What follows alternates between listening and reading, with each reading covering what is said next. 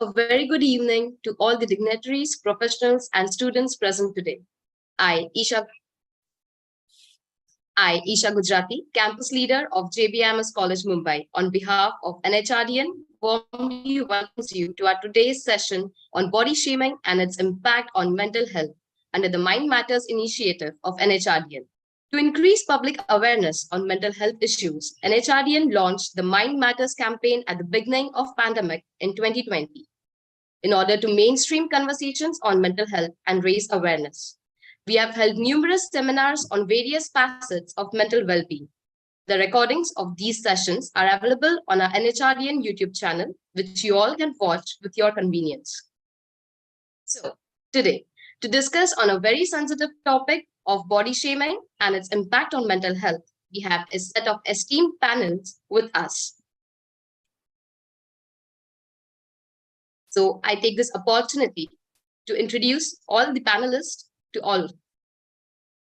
Before that, I would just like to start with the quote. I refuse to sacrifice my mental health for the perfect body the world wants me to see in. I now introduce to you our panelist, Dr. Falguni Vasavda. Dr. Vasavda is a professor of Chair Strategic Marketing Area at MICA, a social media influencer and a TEDx speaker, and is frequently invited to speak at reputed forums, panels, and roundtable conferences. He speaks on advertising, branding, marketing, social media, personal branding, gender equality, body positivity, women empowerment, work-life balance, happiness as a lifestyle, and motivation. She is a double gold medalist with over 2 decades of teaching experience. She has trained corporate professionals and mentored young entrepreneurs in areas like advertising, marketing, consumer, understanding, branding, and social media. She has published in international journals and presented papers in national and international conferences and is involved in international joint research projects in the area of advertising. She is visiting faculty at management institutes of repute in India and overseas. Her motto of life is, make the best of whatever you have, appreciate the positives, and live life to the fullest. We warmly welcome you, dear ma'am. Thank you so much. Thank you. Thank you. To join her, we also have with us Dr. Jwalant Bhavsar. Dr. Jwalant carries an experience of positively impacting the efficiency and effectiveness of groups and individuals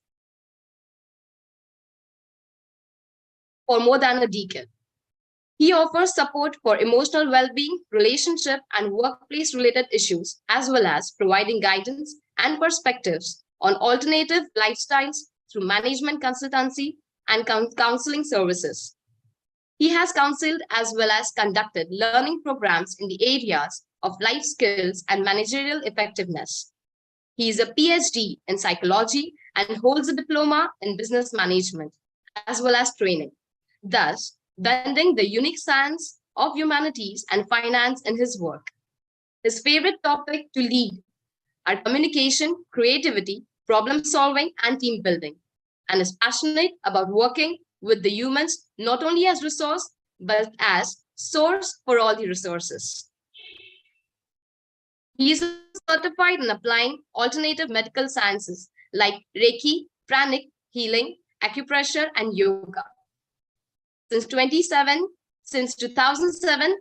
till 2015, he has contributed to several individuals and organizations like Eurokids, Vastral, SGVP, Charodi, UNICEF, Gandhinagar, Nirma University, Ahmedabad, Institute of Chartered Accountants of India, Rajkot, Gujarat State Child Protection Society, Gandhinagar, Institute of Company Secretary of India, Ahmedabad and Rajkot, and many others. Dr. Jwalant currently serves as a volunteer in global social spiritual organization named All World Gayatri Parivar since May 2015 and operates as its university named Dev Sanskriti Vidya Vihar, DSVV. He is a member of various teams like the Pro Vice Chancellor's Office, International Relation Office, and Training and Placement Cell of DSVV.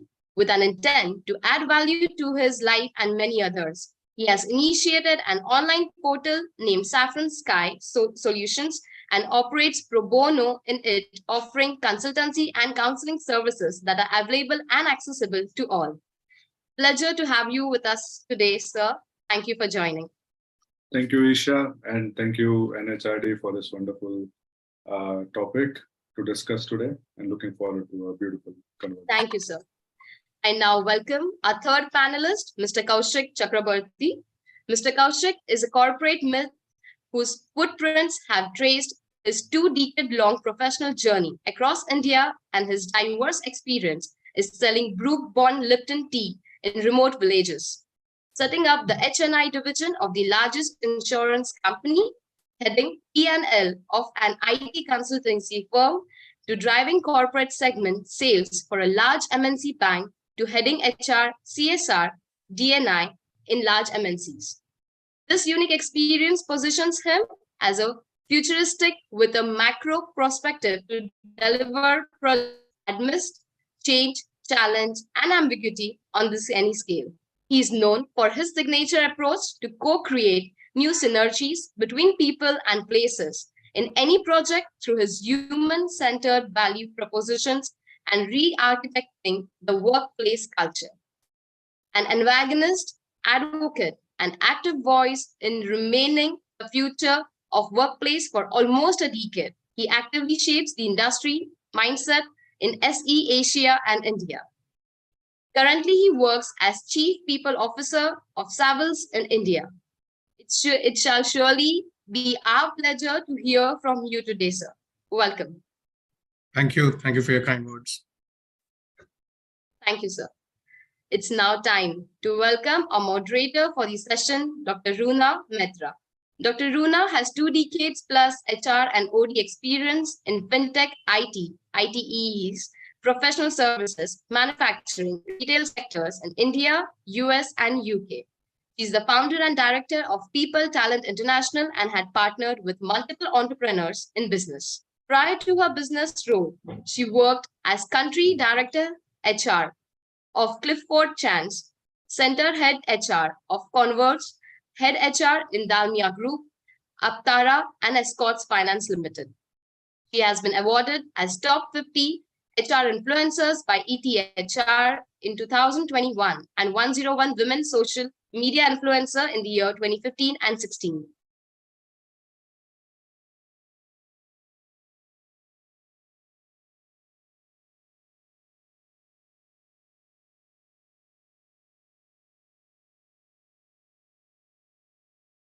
She is also recognized as top HR influencer in 2019 by SHRM, APAC, MENA, and official influencer 2020 and SHRM top 50 influencer in 2022. Are remarkable and one of the idol which we can have in today's time, ma'am. He's a renowned keynote speaker in both corporate and academia, has conducted behavioral training at multiple industries. Her organization development transformation project and learning intervention includes facilitation of leadership development program, masterclass, communication, virtual etiquette, skill development, on-ground and virtual team building, diversity and inclusion sessions. She has been associated with various colleges as an advisory board member in India and a freelancer lecturer on HR analytics, design thinking, SHRM, critical thinking, problem solving in India and overseas. She's a core committee member of NHRDN and Delhi NCR chapter and leads the social media and communication initiative for HR community. Her mantra has been, winners move on and keep achieving in life. It will be such an honor for all of us to have you as a moderator in today's session, ma'am. A humble and a warm welcome to all the panelists and our dear moderator. Over to you. Thank you.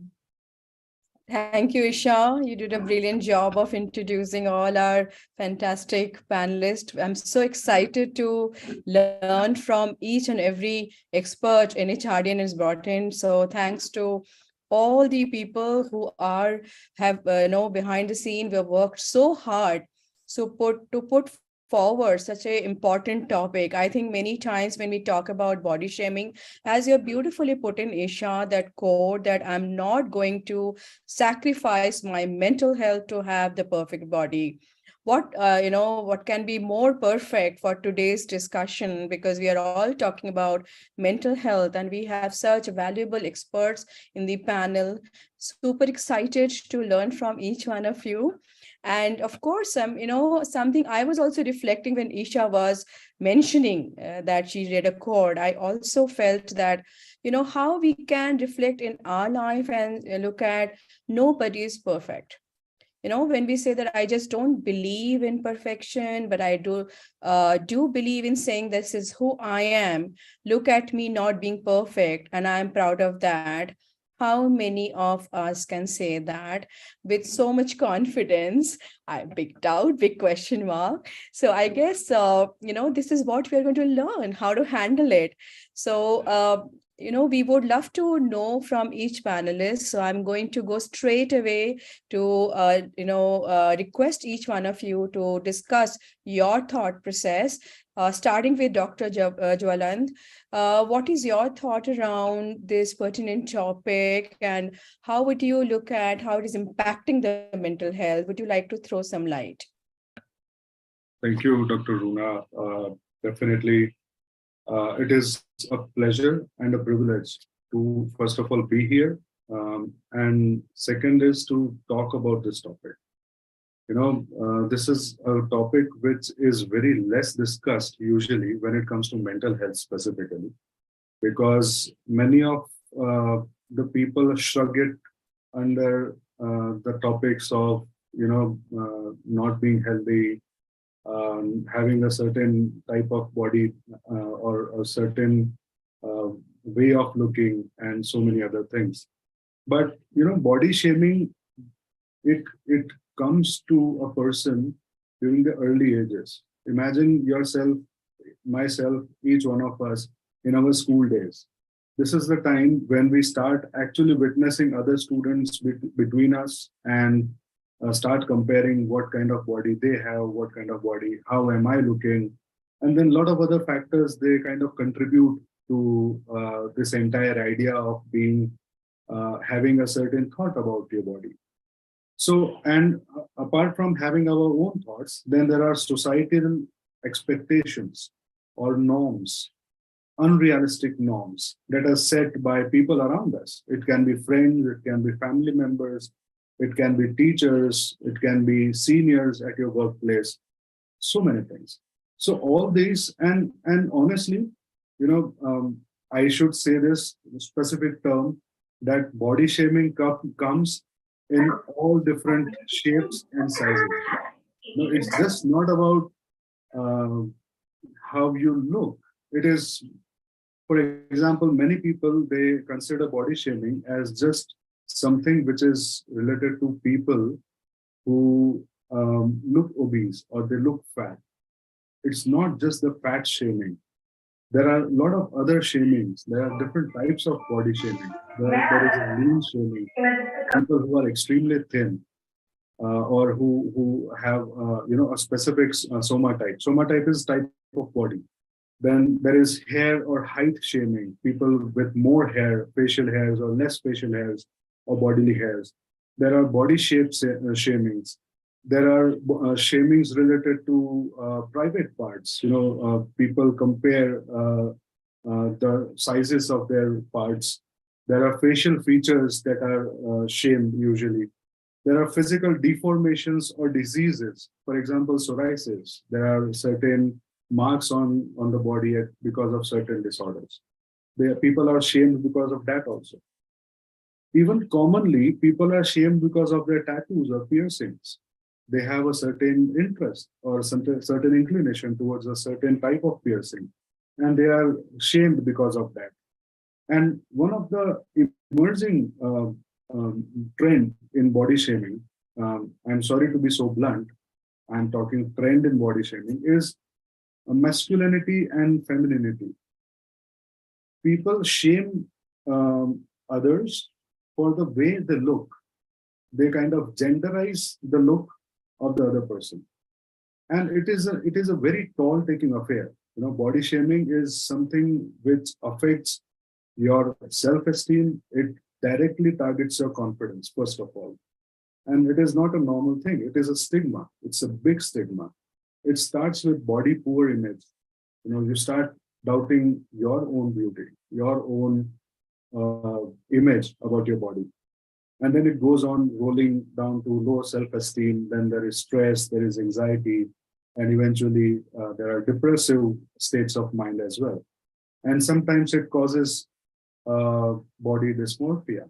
In clinical terms, we call it BDD, which is body dysmorphic disorder.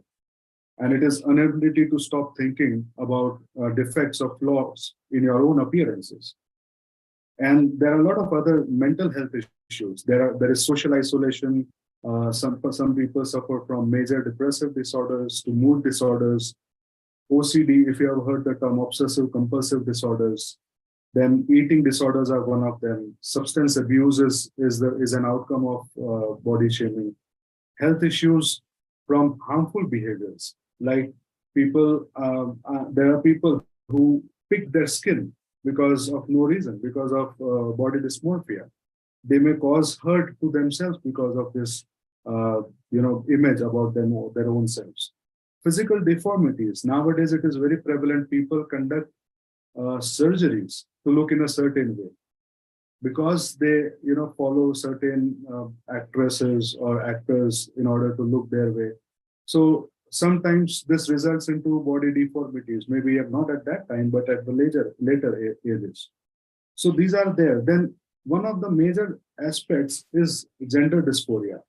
As I was saying, that people shame other people because of the way they look, or it can result in a person not being comfortable in their own body, in the gender which is assigned to them by birth.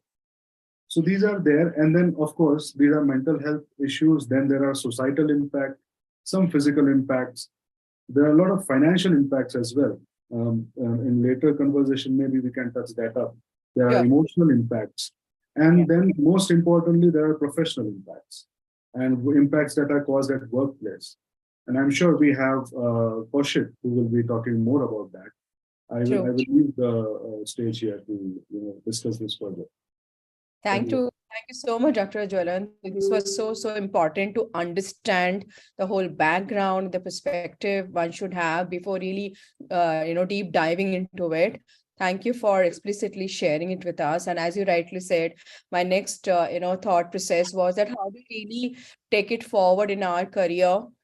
What do we do when we pick up our, entire perspective in professional life? I'm sure, Kaushik, you would have many views, many experience from which our audience will learn a lot. So, we have such a competitive world. So do you think people, instead of being healthy, putting competition, sometimes body shaming can be unhealthy, and some manner which you might have experienced? Kindly share with us. Well, I think, in the corporate world, body shaping is very subtle. It's very, it in a very quiet way, it creeps in. And, it's visible in different ways. Okay, for example, it can be, I remember, for example, in one of my previous organization, for a particular kind of role, which is like a sales head, consulting head kind of a role globally, it was found out that tall, lean, white men were preferred. Okay, I mean, almost 90% of the population were certain kind of people. So I think, in corporate, you will hear a lot of conversations around workouts. Okay, I mean, there are, including our organization currently also is going on, there are a lot of competition around number of stepathons and, things like that. I mean, these are ways and means of encouraging people. But then when you do it, of course, it has an element of wellness. It has an element of, there's a thin line from wellness where it creeps into area of, oh, this person doesn't walk, it gets reflected. Or this is looking at him, that he hardly walks, things like that. Like you will have very, very casual conversations, in a way, which will come out in closed doors. And you don't even realize many times that, how it can affect certain individuals. From a corporate perspective, I think some very interesting data, again, I mean, personally, we visited. There's employee assistant program, the counseling services, which is available in most, good organizations these days. Now, once we did an analysis of the data, and surprisingly, what we initially thought is most of those calls will be around, office-related stress. But the number one area was marital distress. And the second most important area was weight-related anxiety or stress. Okay, that was a huge surprise for us, as an organization. Okay, that how come in a EAP service people are calling on counselors and they're going through a lot. And now these are things which normally in our day-to-day existence, in a kind of a fortified, structured environment of a corporate world, it doesn't come out. But it is visible. You have comments that happen. Not only that, I mean, India is a country, where you have different parts of India look very different at times.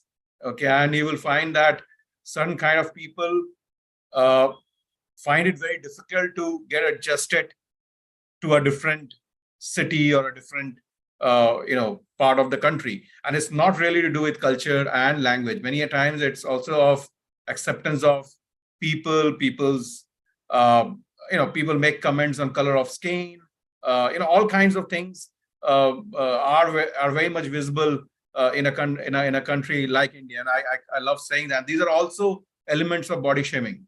Indians are, I mean, people don't talk about it, but we are also very racist by nature, in many ways. And it has elements of, and it really comes out in a corporate environment. You'll find that certain kind of people are visible in the top, in the top management. Okay, I mean, for example, recently in one of the conversations, it came up that if you really want to be in the, top leadership, are normally not seen as unfit. Okay, I mean, when you talk of fit, now fit has a different connotation. You need to look fit, even if you are from inside. You might be fit, it might be, absolutely in great shape, but, inside out, it has to be visible in the outwardly, that's very important, things like that. I mean, I can go on and on, but I think, these are elements from a typical, corporate, perspective, what is visible, and most of it is very subtle. Very, very interesting that, the survey result you talked about, that the second most important part which came for counseling is on body shaming. That is something I think personally, I feel that's something most of us won't even recognize in a corporate environment. Thank you for putting it up. And also talking about the culture and the language, the way we comment. And if you want to wear the top, you need to be fit. And fitness doesn't come with weight. It's somewhere, I think that's a very interesting thing. And that is exactly the reason I'm going to go to Dr. Falguni, because how do you think this body shaming languages become so much socially acceptable? And how can we really stand up and, when we see it happening?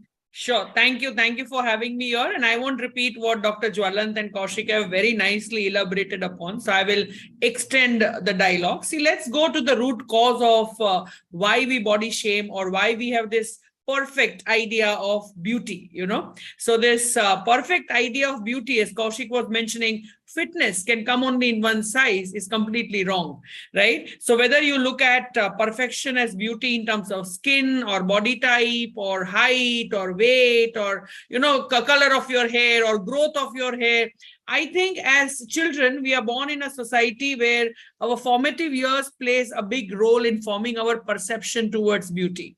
And in our formative years, we start observing things, right? We start learning things from our own family, from our teachers, from school, from what we see on TV, what we read in books, what we see in theater, what we see in movies. So somewhere you would have seen a Dadiji, telling a expecting woman to drink kesar wala doodh so that, the bacha gora paida hoga. Or a woman herself worrying that since both of us are, dark skinned, will my child also be dark skinned? So somewhere as a child, you heard this. Now let's go back to your comics. You always saw a very ugly portrayal of villains. So whether it is your Chacha Chaudhary, you saw Sabu in that, whether it is, some comic serials that you were seeing on TV, you saw a dark skin, freckled skin with lot of mustache hair, being portrayed, a big bad, fat boy being portrayed as a bully. So now your perceptions are getting formed of what does a bully look like. So a bully will never be handsome looking, by the way. Similarly, now let me go to popular culture, which is your television and films, right? Have you ever seen a fat woman as the lead actor, where acting is the skill which is required and not good looks? But it is the table is turned right now. So a fat girl or a boy, if they are very good at acting, at best they will end up as the best friend of the main lead. They will be the best friend, or they will be in a comic role. They'll be laughed upon. They'll be joked upon. So you've grown up seeing this, and you've never seen a fat woman walk the ramp in a Lakme fashion show. However fashionable she is, however fashionista she is, however proud she is of her body, but you've never seen that. So there is lack of visibility of different body types and different body shapes in our popular culture around us. And that makes us invisible, and that calls for lack of inclusivity, right, in all these different industries. And that's why we start shaming people who do not fit into our idea of perfect beauty. That's the whole logic. It doesn't happen in one day. It doesn't happen in a nanosecond. So you've seen, as Kaushik was mentioning, fitter people who look fit physically being preferred in corporate roles. Let us say, for example, years ago, as I was growing up as a fat child, and I was a double gold medalist, mind you, one of my uncles told me that better lose weight, because in the corporate world, people will not take you seriously. Now imagine, what does your double gold medal speak about? But just because you're a fat girl, people won't take you seriously. We have seen all these lead heroines being preferred because of a certain type of beauty. We have seen models in advertising getting photoshopped and digitally distorted just because yahan se thoda sa double chin dikh raha hai, to ye cut kar dete hain, screen pe double chin nahi dikhna chahiye. So we have made this whole aura around beauty. In fact, last year, I remember on International Women's Day, and I'll end with this, Dow had come up with Stop the Beauty Test campaign. So they were talking about the beauty test that every girl in India is put through in situations like marriage. आप लड़की को बोलोगे थोड़ा चल के दिखाओ, लड़के के बाजू में खड़ी रह के दिखाओ, हाइट डिफरेंस चाहिए, थोड़ा ये आपका रंग साफ हो सकता है. Now, are you Asian Paints की चलती फिरती दुकान कि you will come with a shade card? What do you even mean when you tell somebody रंग साफ करके दिखाओ? Right? So Stop the Beauty Test is what Dove was appealing, that in marriages, please do not only check physical features of brides, and only brides are put through all this, because since years, fashion industry has had a very skewed idea towards women. And that's, I think, it forms the basis for body shaming becoming so casual in our culture. And I think one thin line is our cultural existence also. Hofstede says we are a collectivist society. When we are a collectivist society, we do not draw lines of privacy and personal boundaries. And we feel, "Arey, hum to aapke achhe ke liye bol rahe the." So the moment you take it in a negative way, you are angry with the joke on your body, suddenly that person will say, "Arey, I was joking." So the fault is on you. So I think we have to come out of all these casualness and this skewed idea towards beauty, and this perfectionist beauty is completely wrong. We have to change that. Thank you for your passionate views, and we all were nodding constantly because we all felt what you were talking about, especially when you're talking about how the whole context is in our day-to-day life. And somewhere I was thinking down the line, we all love the digitalization around us, and we all are talking about social media. Dr. Falgun, you're also saying a Chinese charity ka Instagram kya hai. So in fact, now we are live on Facebook as well. So we definitely love that. So these are, we also, our cell phone enables us the selfie, the selfie culture. Don't you think that emphasizes the outward beauty, and we are constantly bombarded with images of glamorous celebrities in magazine, ads, TV shows, and in all types of media. So do you think social media is adding fuel to the fire? This question I'm putting to Dr. Jwalant, and anyone can comment. I think that's a very important question. And I was having flashbacks when Dr. Falguni was sharing all the connotations about how ads or the medias are, creating this entire ambience which is toxic in a way. I was remembering, if everybody remembers, there is an ad of a soap that tells that reduces the age of a woman. And a guy goes and approaches a woman and says, "Mummy, you are a mummy of a girl." And there is this ad now, they had to change the name, like Fair and Lovely. Like, why should a girl be fair in order to look beautiful? Similarly, see, the idea is incepted in the mind since from the childhood. Like you see the ad of all the energy drinks for children, especially, and they would say like "Dugni gati se badhega." Kyun badhega? Right? Is it necessary? If the genetic height is something, why would he rise it to a double pace? So these are things that are influencing, and social media is I think it's a very powerful tool. It's just that which hand it is used in. So I would really appreciate, like we have Dr. Falguni, who is an expert, and I would love to.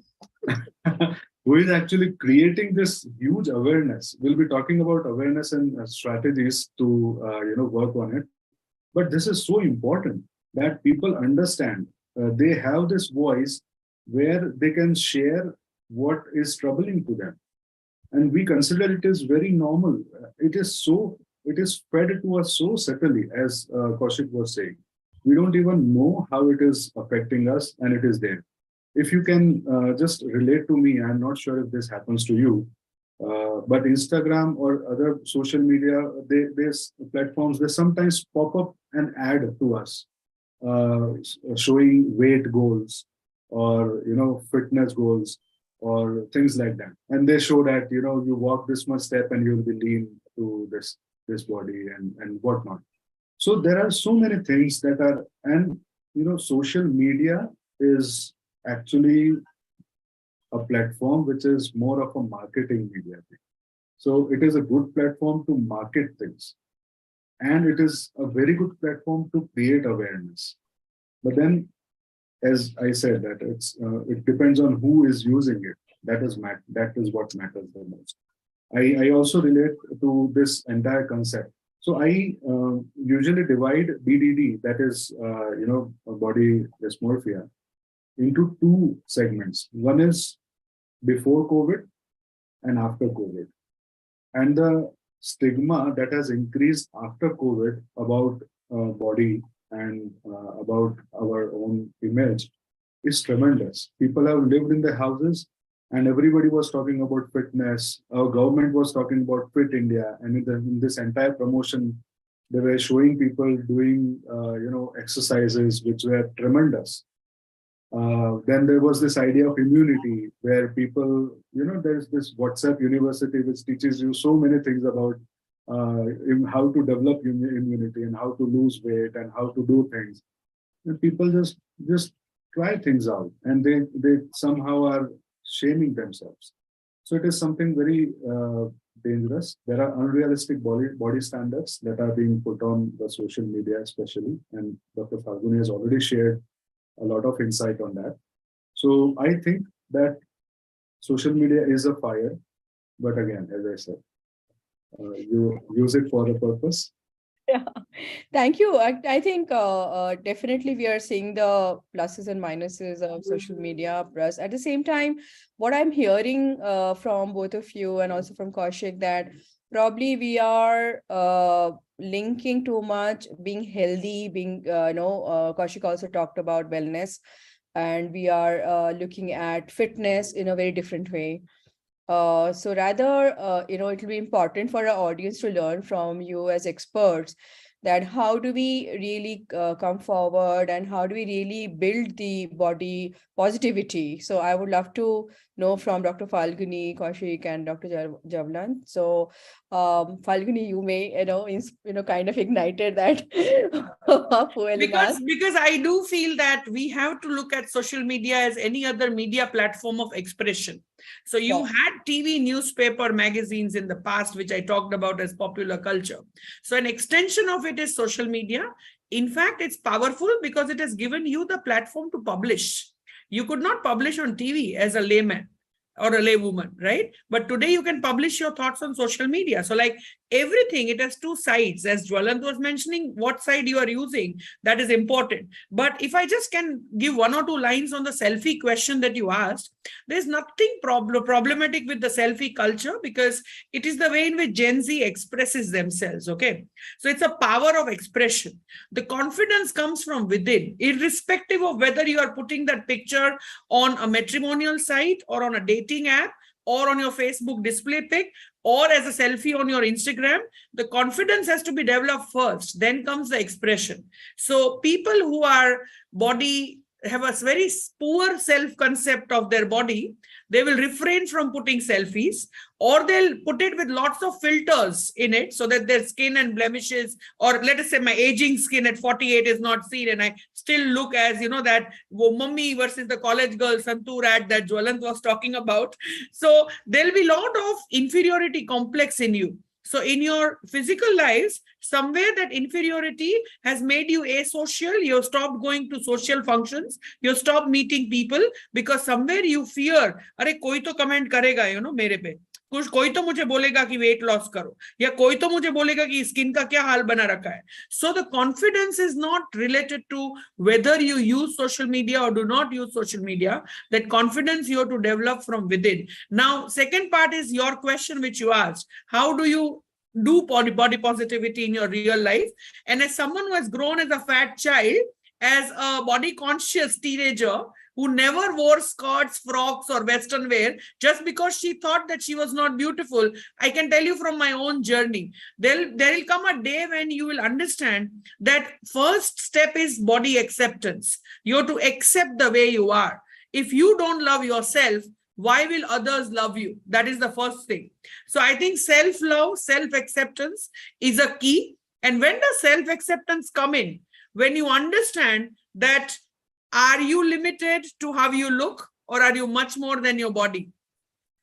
Is your body going to bring value on the table, or the fact that you are a historian? Oh, you are a caricature artist. Oh, you are a musician. Oh, you are an expert in marketing. You're a professor of marketing. You're doing PhD in advertising. You are a sociology expert. Is that going to bring value on the table? Does your body define you as a human being, or are your values defining you as a human being? The fact that you are kind, compassionate, genuine, affectionate, is that going to be your deciding factor? Yes, that is going to be. So the day you know that you are much more than your body, your journey of self-acceptance starts. Again, I'm not saying it is easy. It will not happen in a day because backlog bahut hai mind mein. So anxiety, depression, stress, tension, that backlog dhire dhire jayega the moment you accept yourself and invest in the right areas to grow more as a value-bringing individual or somebody who contributes on the table. And then what will happen eventually? You'll start meeting more people. You will read more. You will start networking. You'll contribute in your own field. So someday you'll be known as an expert. You'll start valuing, seeing your value a little more and respecting your contribution a little more. And that brings in the self-confidence. Now, what happens when you start loving the idea of who you are? And that is acceptance is body positivity, right? What will start happening is your confidence walks before you in the room. So the moment you start speaking, people see your confidence. They don't see how broad shoulders you carry your body on. They don't see how short your height is because you have not shown them that. You are showing your confidence. You're showing your love for yourself. You're showing how proud you are of the person you have become. You're showing them that, hey, Falguni at 48 is very different from the Falguni you met at 16 years. Today, she wears frocks without thinking of anybody else. Today, she wears whatever she wants to. She does not tie her hair. She keeps her hair open without thinking of wo char log, which was her main rogue as a teenager. Right? So self-love, self-acceptance, the journey of self-confidence, and in that process, build yourself as a human being. Build yourself much more than how you look. Yeah. Lovely. I think I'm looking at the clock and so curious to know how your beautiful conversation can be taken as a mantra to the corporate world, because we talked about occupation hazard, and I'll give you only 2 minutes, Kaushik, because we heard Falguni and Jwalan's opinion and it was fantastic. Kaushik, please some mantra for corporate world, then we'll go to audience question. Okay, in terms of mantra, if you really ask me, obviously, I mean, lack of time, but it's a reality, as Falguni said. You have today everybody has various IDs. One is the personal life, the professional life, and then there's a social life, which is a social media life. A social media life is all about looking good. Selfie, I don't think it's just a Gen Z or Gen Millennial, thing, but it's right from well-known political leaders to everybody is as much into propagating the selfie culture, which is actually the looking good culture. And Jwalant actually said it really opened up for me as well. I mean, the Fit India movement and all of what is it all about? I mean, all about not inner wellness. It's about more about looking good, more about being in the perfect shape. Now, when it comes to organization, yes, I think if you really ask me what is a mantra, I think there's a lot, and it is very important, especially post-COVID. There's a lot of focus on health and wellness. Okay, and that's important. But I think there is also that element of unsolicited advice, which gets into the system and the culture. Where you start talking in terms of how people should look like. How much of fitness is important. You expect people to start using certain app that the corporate brings in. Where you plug in your number of steps, you plug in what you eat. You try to measure the calorie intake, and a lot of actually data is today available of employees, and you try to draw inference about individuals, about teams, and people get very conscious about it. So I think from a corporate mantra, health and wellness is important, but don't get into cross that line, which is very subtle, and move into that official unsolicited advisory world, where you start getting into people's whether it's that ideal body size, ideal body shape, and elements, because that's a very thin line. Fantastic. I think great learning from you, Kaushik, and all of you. And I was just reading a beautiful comment by Ritika Bora Kathuria. People don't even spare gods. Poor Ganpati Bappa. That's very sweet. And I think you're right, Ritika. But there's a question from Anjali Mishra. So I'm going to put it up to you. What to say to someone who's body shaming? It's a very direct and clear question. So any thought around that? So my quick 2 bits would be to actually tell that person straightforward that you do not like talking about your body, and it's very personal. And that comes only with the confidence that you will build in. So that confidence will give you that courage to tell this person that there are many more things you can talk about, but this is very personal. And I don't appreciate comments on my body and my looks. Dr. Jwalant, you also very nicely put, Dr. Falguni. And this is something which I consider is the process of awareness that we all are bringing here to this platform. That people who are affected by this specific stigma, they need to understand that there are boundaries. People need to learn boundaries. Yeah.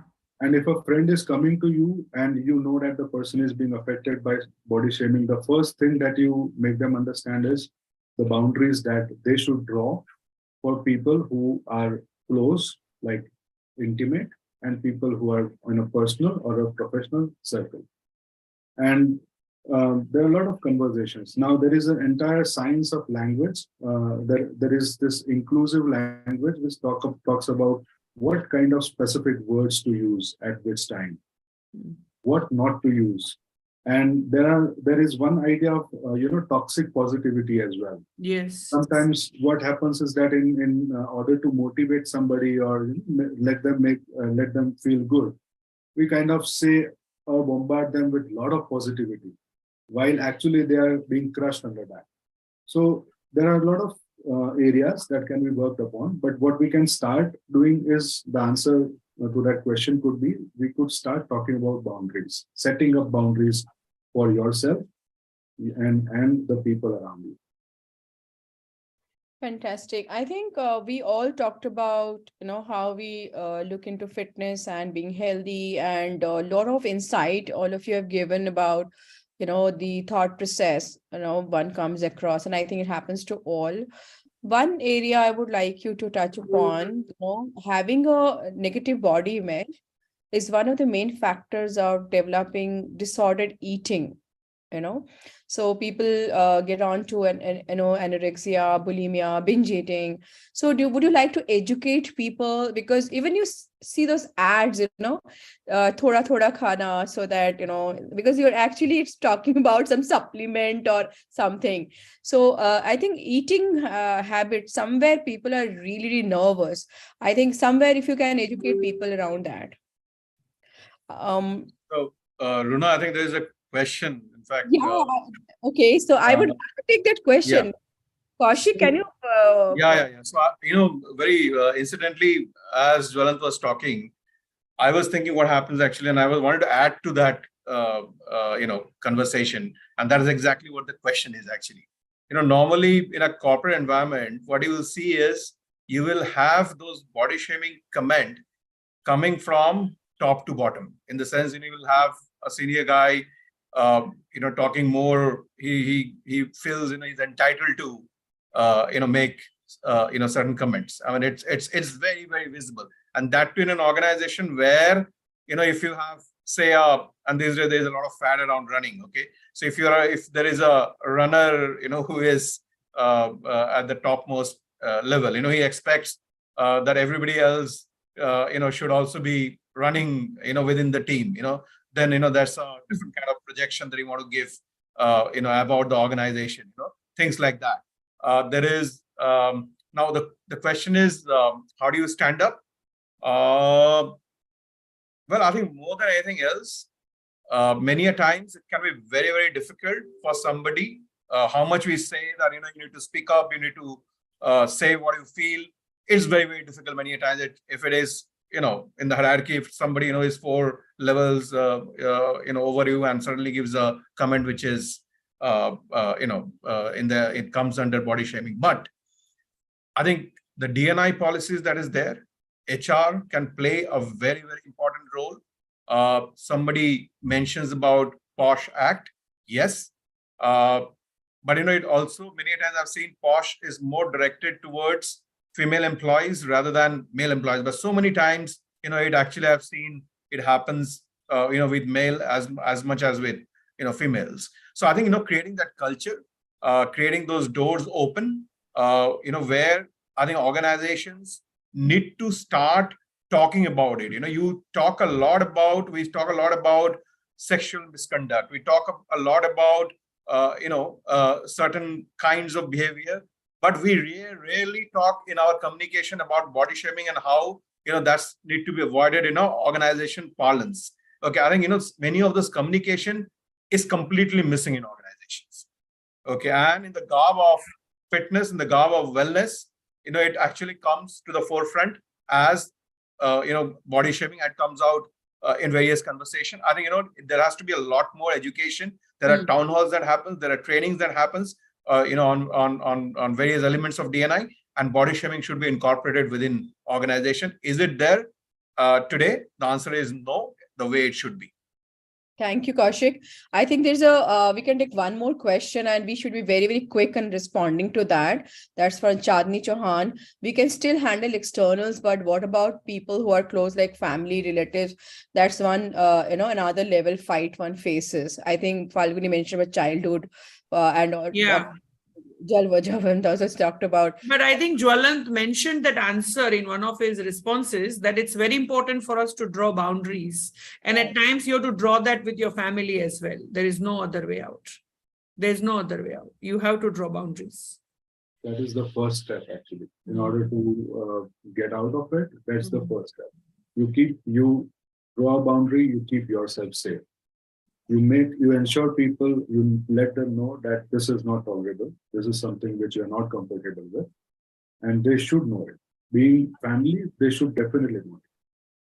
Thank you so much, Dr. Falguni and Dr. Jalwant. I think when you're talking about standing up for yourself, self-love, ensuring that we're proud the way we are, at the same time, parenting would help a lot because because the child and in here, fact, I do feel that all these comments will eventually stop the day you are confident about who you are.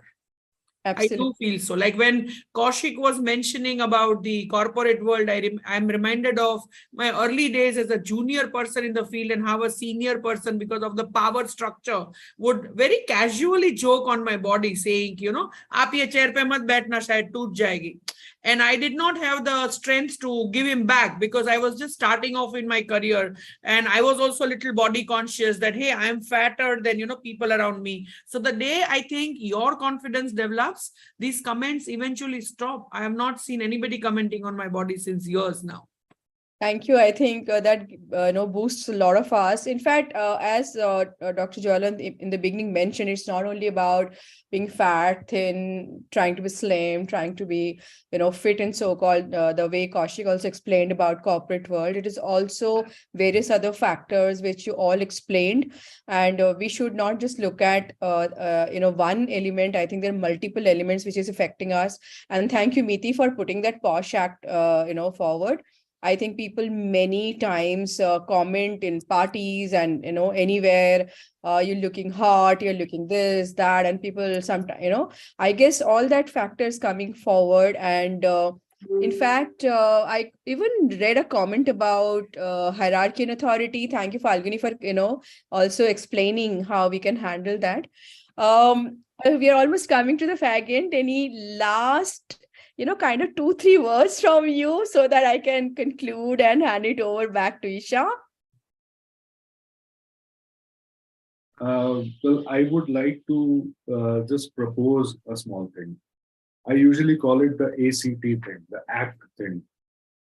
For major stigma issues that are discussed in India nowadays, mental health priority is increasing. People are being more aware. The taboo is decreasing eventually, but there is a lot of stigma, and especially this topic is something which requires a lot of conversation. So with the idea of ACT, I consider that A stands for awareness. A lot of awareness needs to be done, and I really salute Dr. Falguni for standing up there in that entire culture of social media and creating that vibrancy. More education through these awareness can be done, and more scientific things can be conveyed. So apart from that, C stands for communication. Stronger communications, like Kaushik was conveying, that we need policies to be conveyed to the employees. We need to discuss these issues amongst the trainings and bring this up. So it's not only awareness; it's actually communicating the consequences and the importance. And T stands for therapy. Therapy is also something very important, and especially when we talk about the extreme effects of body shaming. Let me tell you, I wanted to put this at the end of this conversation. Body shaming is very, very dangerous. People commit suicides. They tend to end their lives because of this. Yeah. And it is something which can ruin a person's and their family member's life. So therapy is not just about meeting a psychologist. There is a team of people who works with you. There is a dietitian, there is a physician, your parents, your family members, they all are psychoeducated about this entire idea. So I think this platform I would definitely use to transmit this idea of ACT. Let us all act. That is the last few words that I can add. Over to Kaushik and Falguni. I think very quickly, I would say that rather than focusing on the outside world and their comments and their shaming, work more internally and make yourself stronger. Just because somebody is shaming you doesn't mean your value is going to lessen any day. Just because somebody is uneducated about what to tell and the boundaries doesn't mean you shrink your avatar. So please claim your space. As it is, women are less visible in the society, and different body types of men and women are less visible in popular culture. So please claim your space. Please reclaim your space and work on your mind over, anything else. Make yourself stronger and do not seek external validation in that process. Kaushik? From my perspective, what I'll say is learning about body neutrality is very important. As Falguni said, Yeah. Not only about accepting yourself the way you are, accepting others the way they are. Okay, that is also equally difficult in the sense, it's so much we're so wired in a particular direction. We don't even know that, body shaming exists within families, within, organizations, because it's just there, it's there in our everyday existence. And we just believe that it's not there in me, it's in somebody else. I think it's very important that we dive into that fact, become much more conscious about being judgmental about people, how they look, because that's there in as much in us as in others. Okay, you comment. There are comments that as kids they grow up listening to. You need to look certain way. You need to do more exercises. You need to eat less. These are comments you start giving to your kids. Forget about adults, and it's there in your everyday life. So I think it's very important that as individuals, we need to be not only be acceptable to the fact the way that we are, but also be acceptable the way people are. Yes. Thank you, Kaushik, and thank you, Priyanka Vatkar, for bringing your point of view, and thanks, Devika, for responding to her. It was very, very important, and it was a great evening learning from all of you, Dr. Falguni, Dr. Jwalant, and Dr. Kaushik. Thank you so much, and we have a wonderful, time and a great evening, and I'm handing it over to Isha. Learned so much. Thank you so much to all of you. Thank you. Thank you, Dr. Runa. Dear panelists, one thing which I, as representative, I can say of Gen Z right now, we take so much of time, we waste so much of energy on how are we looking, what are we wearing, if we're going out on a party or college, if our hairs are right, our legs, each and everything, the details which we see, and we waste time. Sometimes I think we forget that what is more important is how our personality looks, and personality doesn't mean what are we wearing, how are we smiling, how do we look. So that was indeed one of the biggest lessons, and I humbly thank NHRDN and Mind Matters to have this wonderful session with such wonderful panels who have really made us think, and surely we are taking back with us some good, I can say, last thoughts, and I can surely say that one mantra which we all can follow and just recite for ourselves every night before sleeping is, I am pretty comfortable with my body. I am imperfect. The imperfections are there. People are going to see them, but I take the view only to live once and to live happily. So thank you one and all. I thank the participants for being so active and for joining us in today's session. Indeed, a great topic which we have touched base. Looking forward to such amazing sessions with Mind Matters and NHRDN. Thank you everyone for joining. Thank you very much. Thank you. Thank you for having us. Thank you. Thank you. All the best. Take care.